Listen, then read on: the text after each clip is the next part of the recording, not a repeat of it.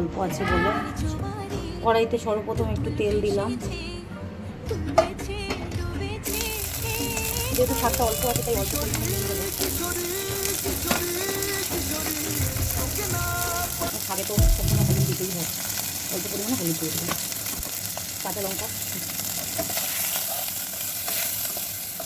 ওই মাছের তেলের মতোই অল্প, এই যে দেখুন অল্প পরিমাণে আদা বাটা দিয়ে দিলাম। আদা থেতো করে দিয়েছি, বেটে দিয়ে। এইরকমভাবে একদিন কলমি শাক রান্না করে দেখবেন, আশা করি ভালোই লাগবে। মাছটা মোটামুটি ভাজাই হয়ে গেছে মাথাটা। এবার একটা থালার মধ্যে তুলে রাখছি। এবার ওই ইলিশ মাছ ভাজার তেলটার মধ্যেই মানে কলমি শাকটা দিয়ে দেবো।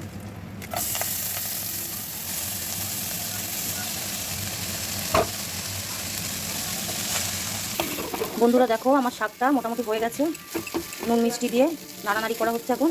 এবার এই শাকের উপরে ইলিশ মাছের মাথাটা দিয়ে দেবো। যেহেতু আমার দিদা বয়স্ক মানুষ খাবেন, তো ইলিশ মাছটাকে আর ঘাটবো না, কারণ উনি তো কাটা বাঁচতে পারবেন না, সেই কারণে ইলিশ মাছের মাথাটা গোটা গোটাই দেওয়া হইলো। তোমরা এইভাবে ট্রাই করে দেখো, আশা করি তোমাদেরও ভালো লাগবে। বন্ধুরা দেখো আমার কলমি শাক বানানো হয়ে গেছে, এই যে কাসুন্দি রয়েছে, কলমি শাকও রয়েছে। তোমরা এইভাবে বাড়িতে বানিয়ে দেখো, আশা করি তোমাদেরও ভালো লাগবে। আর কমেন্টে অবশ্যই জানাবে কেমন বানিয়ে বাড়িতে খেয়েছো তোমরা।